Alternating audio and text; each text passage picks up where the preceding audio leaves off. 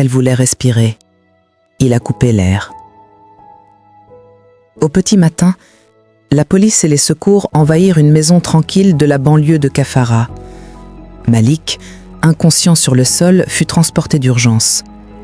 Une femme hurlait dehors, Amina, incapable de comprendre ce qui venait de se produire. Les voisins, stupéfaits, observaient la scène sans saisir encore l'horreur. À l'hôpital, Malik ouvrit les yeux. Son regard était perdu, presque vide. Il murmura seulement quelques mots, comme un souffle arraché au silence. « Je les ai protégés. » Pour le voisinage, la maison avait toujours respiré la paix. Malik et Amina formaient un couple modèle. Ils avaient 3 enfants, 2 filles et un garçon, une maison soignée, des photos de famille souriantes sur les réseaux. Une image parfaite, le bonheur ordinaire. Mais derrière cette façade, quelque chose s'usait lentement. Amina se sentait enfermée, étouffée dans une vie répétitive. Chaque jour ressemblait au précédent et son cœur se vidait. Malik, lui, croyait bien faire. Il voulait être solide, rassurant, convaincu que tenir suffisait pour sauver une famille. Il ne comprenait pas que pour Amina, cette stabilité était devenue une cage. Les disputes étaient fréquentes, jamais violentes, mais lourdes, avec ces phrases qui blessent en profondeur. Puis venait le silence, pesant, chacun absorbé par son téléphone, loin l'un de l'autre. Amina publiait encore parfois une photo de famille, un repas, une sortie. Et Malik s'accrochait à ces images comme à des preuves que tout pouvait être sauvé. Il baissait la tête, décidait d'y croire encore. Pour lui, ces apparences valaient promesse. Un soir de dimanche, après une énième tension, le calme sembla revenir. Les enfants dormaient. Malik et Amina étaient assis côte à côte dans le salon, silencieux devant une télévision qu'ils ne regardaient pas vraiment. Le vide entre eux était immense. Malik finit par rompre le silence. « Tu penses qu'on va s'en sortir ?» Amina mit du temps à répondre. « Je ne sais pas. Peut-être qu'on a juste besoin de temps ?» Il hocha la tête, fragile. « J'ai peur que tu partes. » Amina le regarda, sincère. « Malik, regarde-moi. Je te jure sur la tête de nos enfants que jamais je ne te quitterai. » Ces mots posèrent un voile de douceur sur la pièce. Pas une passion brûlante, seulement une promesse tranquille. Mais pour Malik, cela devint une vérité immuable. Ce soir-là, dans son esprit, quelque chose se scella. Petite pause dans le récit. Depuis quel pays regardez-vous cette vidéo? Dites-le nous en commentaire. Et si vous souhaitez me motiver à raconter plus d'histoires captivantes, aimez la vidéo et abonnez-vous. Allez, on reprend l'histoire. Les jours passèrent. La maison de Kafara reprit un calme fragile. Amina sortait plus souvent, retrouvant enfin une respiration. Malik observait tout, silencieux, inquiet, essayant de croire que leur famille tenait encore debout. Le soir, ils dînaient ensemble, parlaient un peu des enfants, puis s'isolaient chacun avec leur téléphone. Malik fixait les photos familiales au mur, persuadé qu'elles prouvaient que rien n'était perdu. Un soir, il la vit prête à sortir. Tenue soignée, parfum léger. « Tu sors ?» dit-il avec douceur. « Oui, avec une amie. » Il voulut la croire, mais son regard s'alourdit. Cette idée lui brûlait le cœur. Elle s'éloignait. Les dimanches en famille restaient leur dernière illusion. Amina riait parfois, mais Malik sentait quelque chose glisser loin de lui. Il revoyait sans cesse sa promesse. Sur la tête des enfants. Jamais. Un soir, au dîner, Amina leva les yeux. « Malik, il faut qu'on parle. » Il sentit la terre se dérober. « Je ne me reconnais plus, j'ai besoin de respirer. »« Alors tu repartir ?»« Oui, juste en temps, chez ma sœur. » Malik ne répondit pas. Son silence était plus lourd que des cris. Le lendemain, il fit comme si rien n'avait été dit. Une douceur étrange, presque inquiétante, envahit ses gestes. Il rangeait, cuisinait, souriait trop calmement. Plus tard, face à elle, dans le salon, il demanda « Tu es heureuse ?»« J'essaie. » Sa voix devint froide. « Tu m'avais juré, sur leur tête. » Amina recula, inquiète. C'était un moment, Malik, pas une chaîne. Il tourna le dos, laissant derrière lui un silence glacé. Ce soir-là, une ligne invisible se brisa, et quelque chose en lui commença doucement à se déformer. Amina finit par partir. Une petite valise, quelques vêtements, un souffle tremblant avant de fermer la porte. Malik resta immobile, regard froid sans un mot pour la retenir. Les enfants embrassèrent leur mère, sans comprendre que la maison venait de changer pour toujours. Les week-ends, il revenait chez Malik. Il se montrait parfait, patient, calme, attentionné. Il rangeait chaque jouet, préparait des repas soigneusement. Tout devait rester ordonné, comme avant. Pourtant, le soir, lorsqu'il restait seul, le silence devenait lourd. Il fixait les murs, les photos, puis son regard se perdait. La promesse d'Amina tournait en boucle dans sa tête, comme une prière qui se transforme en blessure. Un jour, dans les rues de Kafara, il la vit. Amina riait à une terrasse avec un homme. Ce n'était rien d'extraordinaire, un repas, des gestes simples. Mais ce rire, un rire libre, comme celui qu'il n'entendait plus depuis longtemps. L'homme effleura sa main, elle ne la retira pas. Malik sentit quelque chose se briser en silence. Ce soir-là, il resta assis dans le noir pendant des heures. Pas de colère violente, juste une douleur froide, immobile. Il revoyait chaque moment, chaque mot, chaque promesse. Et dans ce silence lourd, une idée grandit lentement, avec la précision d'un mécanisme qui se referme. Elle avait trahi. Et une trahison pour lui ne restait jamais sans réponse. À partir de ce jour, son regard changea. Plus calme encore, plus posé, trop posé.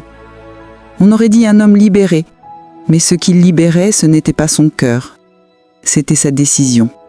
Les jours suivants, Malik sembla apaisé, trop apaisé. Ses collègues à Cafarax disaient qu'il allait mieux. Il hochait la tête, souriait doucement. À l'extérieur, il était calme. À l'intérieur, une idée prenait forme, précise, froide, immuable. Chaque fois qu'Amina venait dépeser les enfants, il notait l'heure. Chaque fois qu'elle partait, il observait le portail se refermer. Elle vivait ailleurs maintenant. Elle respirait sans lui. Elle riait pour un autre. Alors Malik se répétait, sans colère apparente, « Elle a rompu le serment ». Un vendredi soir, Amina déposa les enfants. Il courait dans le salon, excité. Malik sourit. « Ce soir, on fait des crêpes ». 3 cris de joie lui répondirent. Le soir fut doux. Rire, farine partout, petits doigts collés au sucre. Malik regardait ses enfants, le cœur serré par un amour immense, mais tordu par une idée terrible. Le monde pouvait leur faire du mal. Il devait les protéger. Le lendemain, Amina passa parler. Son ton était calme. « J'ai déposé une demande de divorce. » Malik ne bougea pas. « Tu te rends compte de ce que tu fais ?» Elle répondit d'une voix posée. « Je veux juste être libre. » Libre. Ce mot frappa Malik comme un couteau. Lent. Pour lui, elle n'était pas en train de partir. Elle détruisait ce qu'il croyait éternel. Cette nuit-là, seul dans sa cuisine, Malik fixa longtemps une petite boîte posée sur le plan de travail. Un produit qu'il avait acheté quelques jours plus tôt.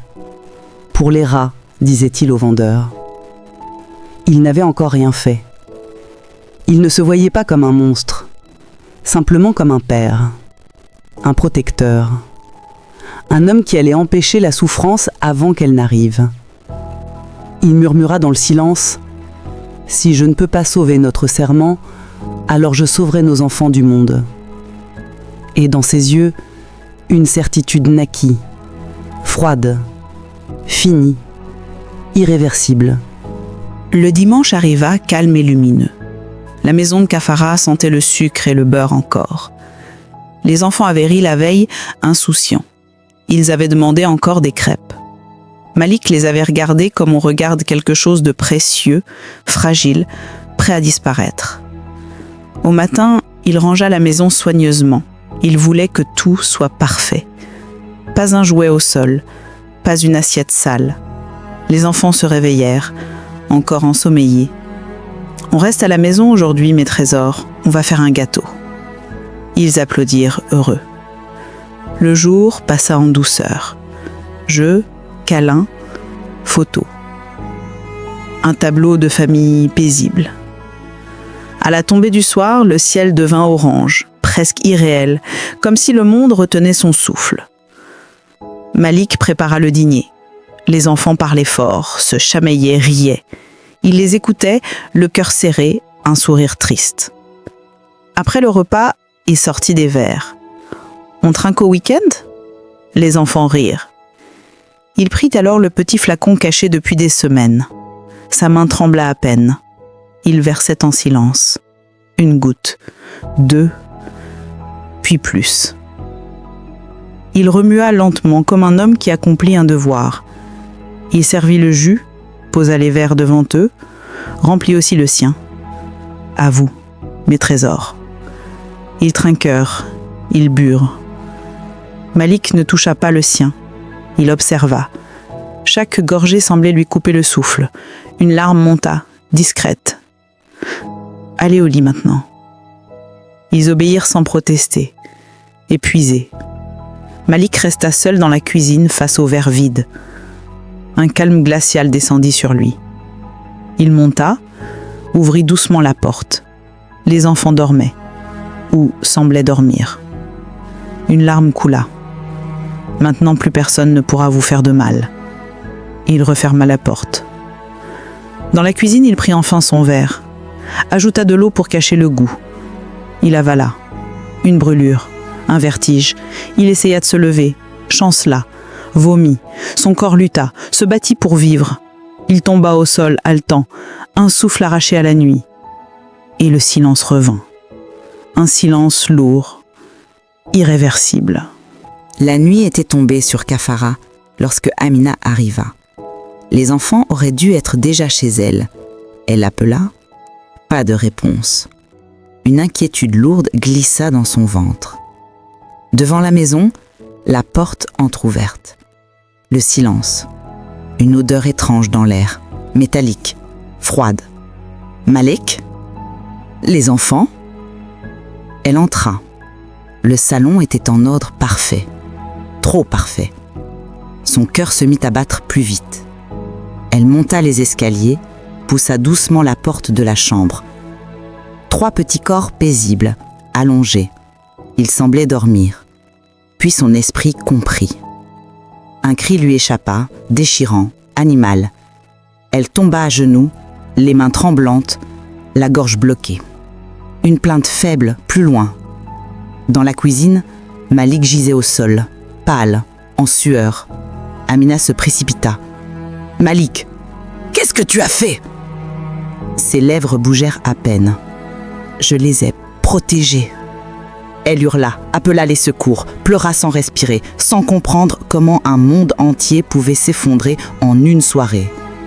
Les pompiers arrivèrent. Les enfants ne respiraient plus.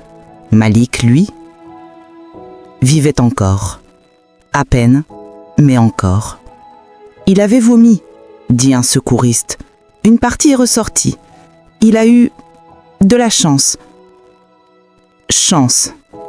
Amina sentit son corps s'effondrer. Son monde venait de mourir, mais lui restait là suspendu entre 2 mondes. À l'hôpital, Malik ouvrit difficilement les yeux. Lumière blanche, voix lointaine. Il voulait parler, mais seul un souffle amer sortit. Des visages passaient, des questions sans sens. Il revoyait des vers, un goût amer, des rires d'enfants, puis un trou noir. Dans son lit, il restait éveillé longtemps, immobile, l'esprit vide et plein en même temps. Parfois, il croyait entendre des rires. Courir vers eux, mais il n'y avait rien. Et, pour la première fois depuis longtemps, une pensée le traversa. Je n'aurais pas dû survivre. Les jours passèrent, mais Malik ne sentait plus le temps.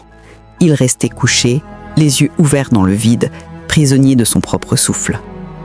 Parfois, des silhouettes entraient, parlaient, notaient des chiffres, mais il ne répondait pas. Rien n'avait d'importance. Un après-midi, un inspecteur entra, bloc-notes à la main. « Monsieur Malik, il faut qu'on parle. » Silence. Malik fixait le mur, comme s'il n'était plus dans ce monde. « Vous avez survécu. Votre femme a découvert la scène. Les enfants... » L'inspecteur s'interrompit. Sa voix se fit plus dure. « Pourquoi avez-vous fait ça ?» Rien, pas un mot, seulement un souffle léger, presque absent. Le policier soupira. « On vous entendra quand vous serez prêt. Reposez-vous. » Quand il resta seul, Malik serra les poings. Dans sa tête, une phrase revenait, lancinante. « Je ne devais pas rester. » Les nuits étaient pires. Il croyait entendre des pas d'enfants, un rire, une porte qui s'ouvre. Il se redressait d'un coup, haletant, mais il n'y avait que le silence. Un silence qui pesait plus lourd que le remords. Un matin, 2 gendarmes entrèrent. L'infirmière retira la perfusion. Les menottes se refermèrent sur ses poignets. Malik ne résista pas. Ses yeux étaient vides. Il marchait comme un fantôme, comme un homme déjà absent. Au commissariat, les questions tombèrent encore. Pourquoi ? Regrettez-vous ? Toujours ce silence. Puis, un jour, d'une voix presque éteinte, il répondit « Elle a brisé le serment.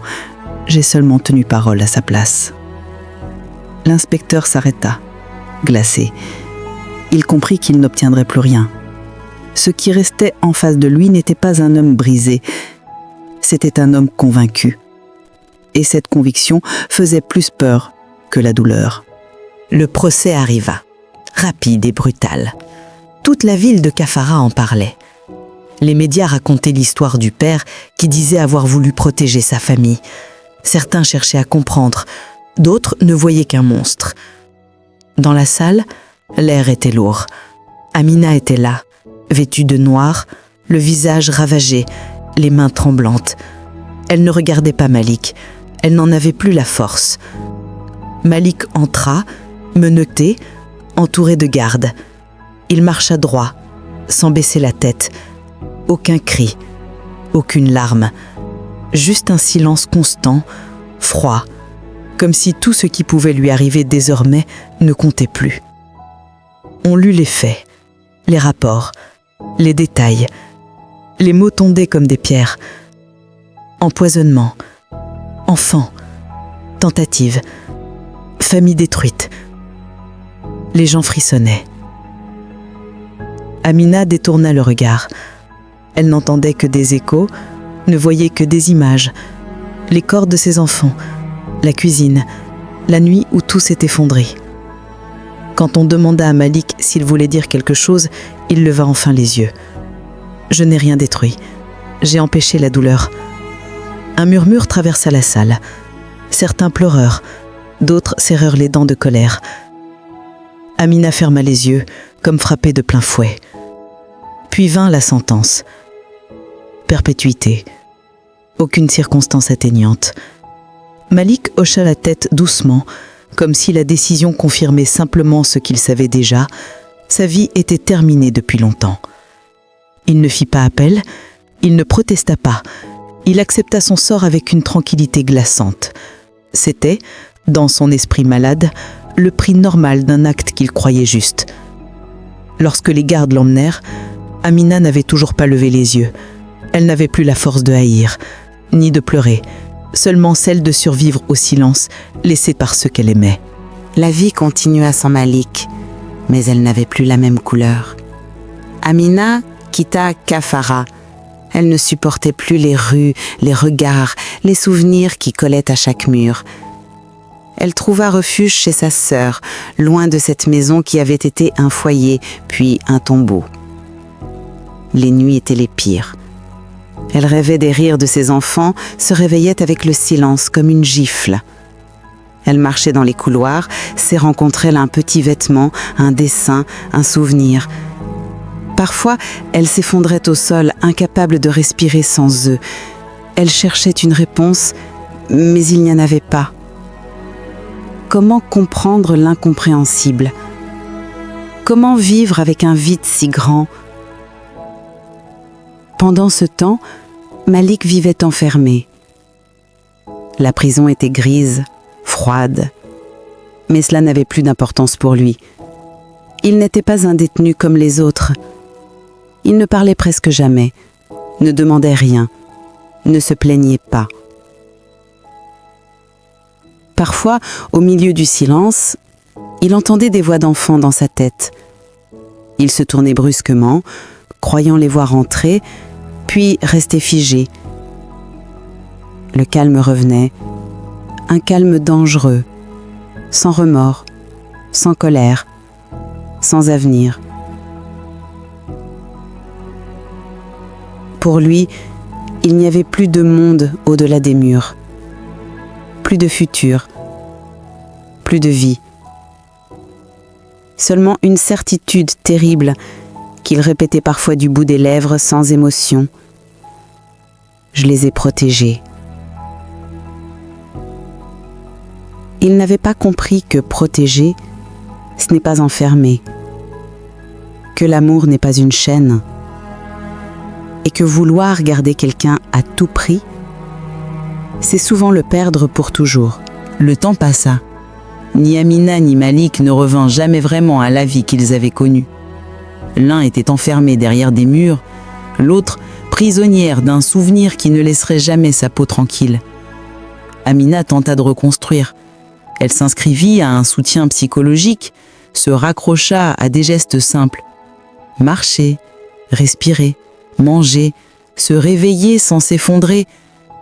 Chaque jour était une bataille silencieuse, un combat contre la culpabilité et la douleur. Elle ne haïssait plus Malik. L'aine demande trop de force. Elle n'avait plus que le vide, un vide profond, qui portait les noms de ses 3 enfants et les rires qu'elle n'entendrait plus jamais. Malik, lui, restait dans sa cellule. Les gardiens disaient qu'il parlait très peu, qu'il passait des heures assis sans bouger. Pas de plainte, pas de regret apparent. Seulement cette phrase qu'il murmurait parfois comme une vérité fixée dans sa pierre intérieure. Le serment devait être tenu. Pour lui, son histoire n'était pas un crime, c'était une logique sombre, un amour déformé par la peur de perdre.